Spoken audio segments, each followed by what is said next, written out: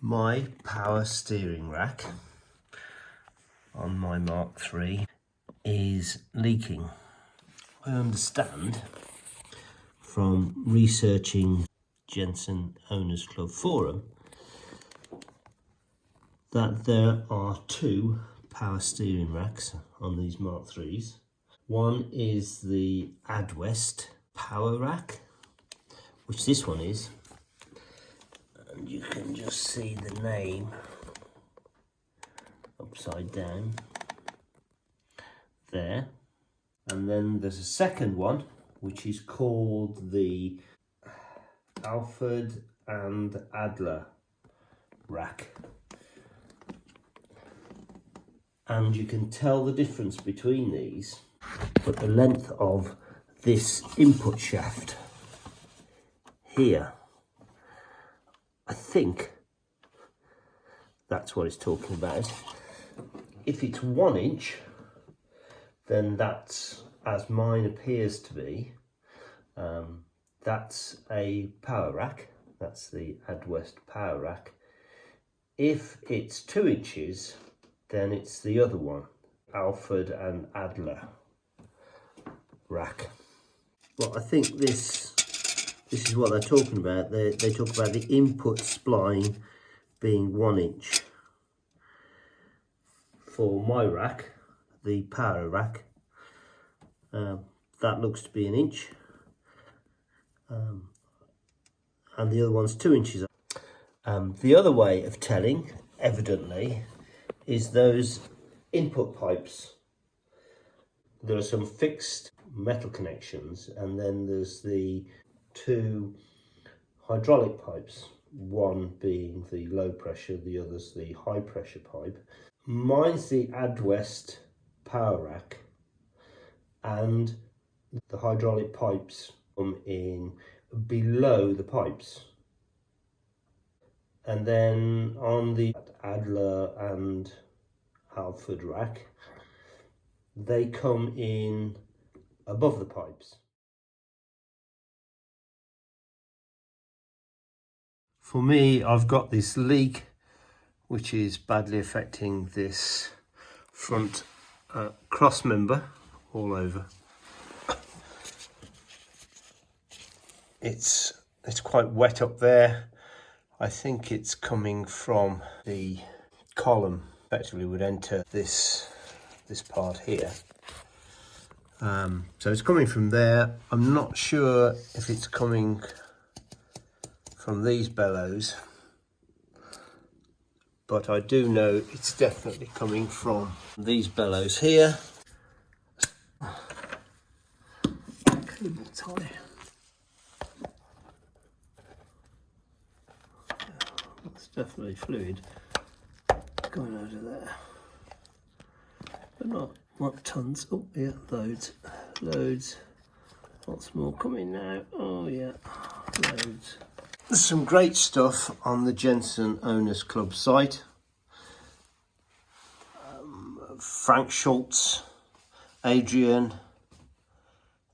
I'm going to follow a basic guide that had pictures on the forum that was done by Guy Murray. Getting to the two flexible hydraulic connections down there isn't going to be that easy. I'm going to replace the high pressure hose, which is that one there. You can tell that's the low pressure hose because it's just got a Jubilee clip on it. I'm going to remove this. That might help to get in. The spanner that I've got on that hose fitting to remove is 5/8. It's not rotating on the pipe.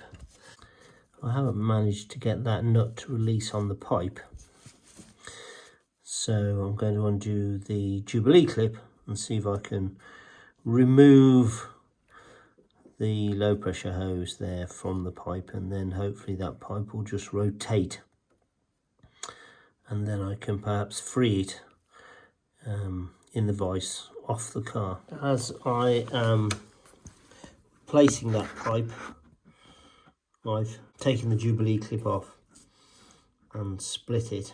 I'll now pull it off and drain the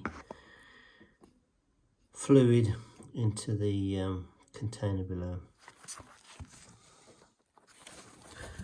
So I've just pushed that pipe over and it's now draining into my oil catch tray. Because of the way the pipe work, high pressure hose,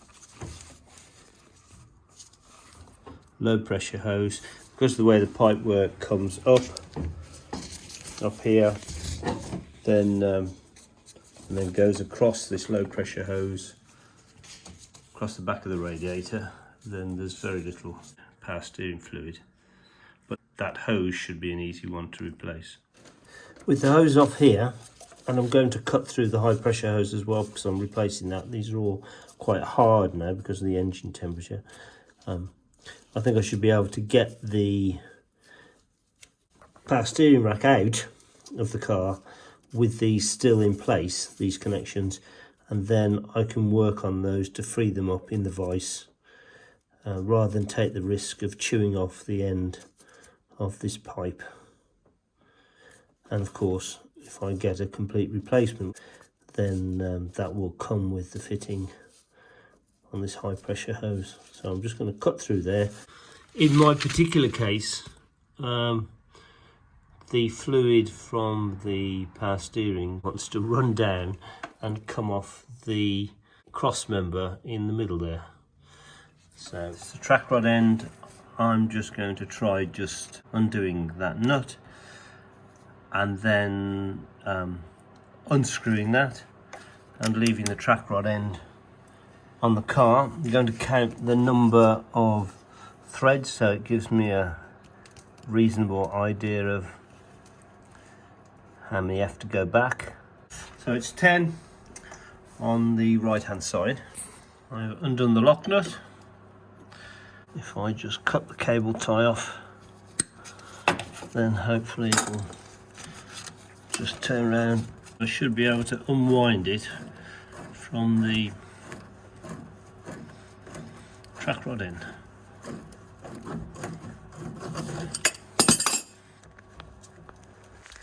There we go. I'll do the same on the other side. The same on this side. Funnily enough, it was 10 threads back. And don't forget to take the nuts off. The pump does look a little bit wet underneath. There's no obvious drips, so maybe it's not so bad. So on the right hand side there's 2 bolts, and on the left hand side there's 2 bolts holding the rack in place. They're 5/8. I can get, it's a 1/2 inch drive in there, and maybe if I drop down to a 3/8 drive, but I just wanted this to get the leverage. This bolt here was difficult because of the bottom pipe coming out of the radiator, but you can see actually that the pipe in my case has already been dented. I guess given that dent just there, somebody else has replaced the steering rack before, and I'm sure even if it hadn't got that lump out of it, I'm sure I'd have got a 1/4 inch socket on there.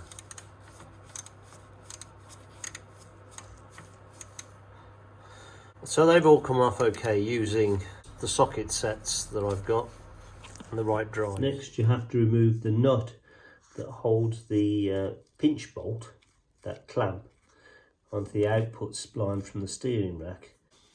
It's quite easy to turn that because there's no pressure now in that steering rack,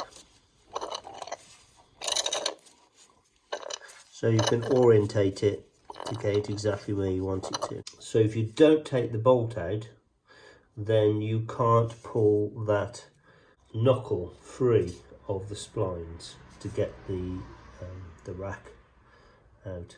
I'm going to replace, I don't know, I think it's called the gebo joint. This one here on this joint, to make sure the horn still works, you've got an earthing wire that goes from this part here, this knuckle part of the steering column, and it goes across, not to the opposite one, which would be that one, but it goes to this one here, so that it carries the earth through that bolt to this part of the steering column. These are 1/2-inch bolts. It's reasonably easy to take these bolts off. That's a ratchet on there. Once you've started it, I think you'd quite easily get a socket on there. With all the bolts out, I'm able to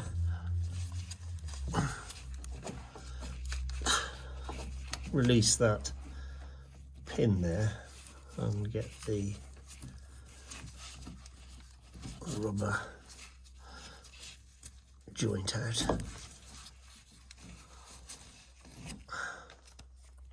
It actually looks quite good. So if I pull on that,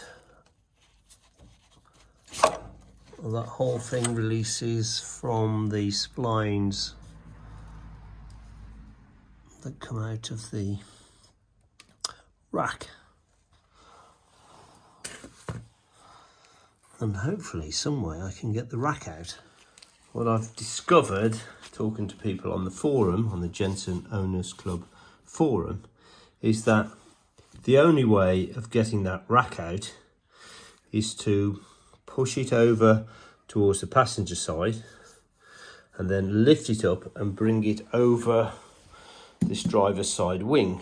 You have to remove this shroud and fans because it's the only way this power steering rack is going to come up. I thought perhaps you could slide it out from the openings, but you can't. I've already started, but basically there are 3 bolts. There's a bracket which goes on here like that. It attaches there and also attaches to the fan shroud there. I've removed both of those bolts and both of those bolts there so that this bracket is completely out of the way. And then there's a bracket underneath in the centre. There's the radiator, bottom hose, and there's the bracket that holds the bottom part of the fan shroud. It's on a bracket which is welded to this steel casing. So that's it. Remove that and it should all come out. So with all my electrics disconnected, it looks like this. And out it comes. So one thing I did was I used these big 6-ton axle stands, which raised the car up quite high, which was a great idea when I thought I was going to get the steering rack out, perhaps through the gaps there in the wheel arch. However, as it's going to have to come up and over the wing, I've put the smaller axle stands in, because otherwise it's going to be very difficult getting it up and over. I'll have to stand on something. 2 other excellent suggestions that came from Steve and Dave from POW-A-RAK Classics was put something, cardboard or plywood, I've chosen plywood, in front of the radiator so you don't accidentally damage it. And then the other thing is I need to protect the wing here and do something about holding the bonnet up so this stay isn't in the way. and then put a lot of effort into pushing the rack forward and then up and over the top.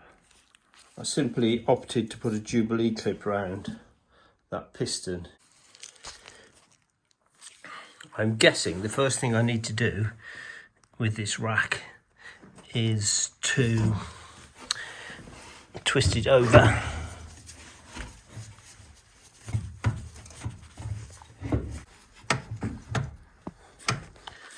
Although currently it's hitting the alternator, but it's only just hitting the alternator.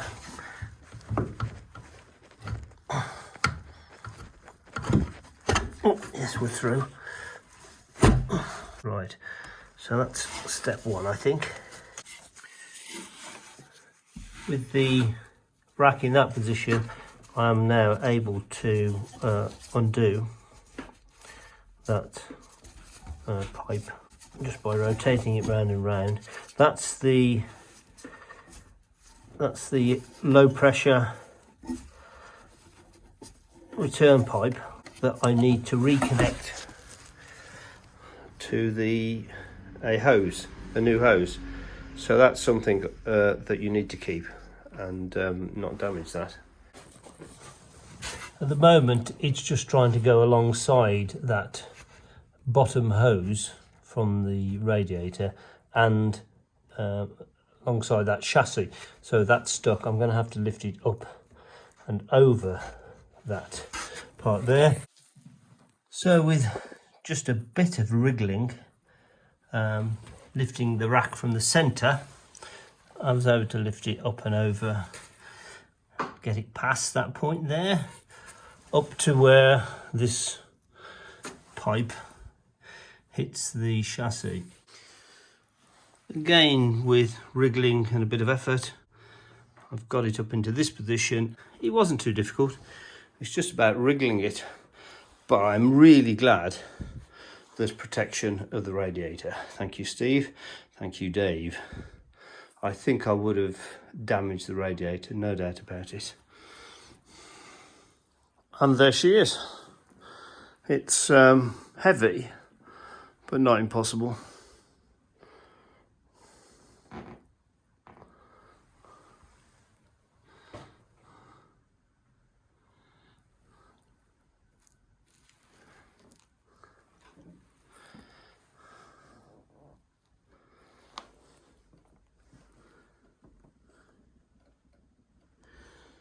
This is the HBD 9051, and someone did mention on the forum about there being two different types of Adwest POW-A-RAK.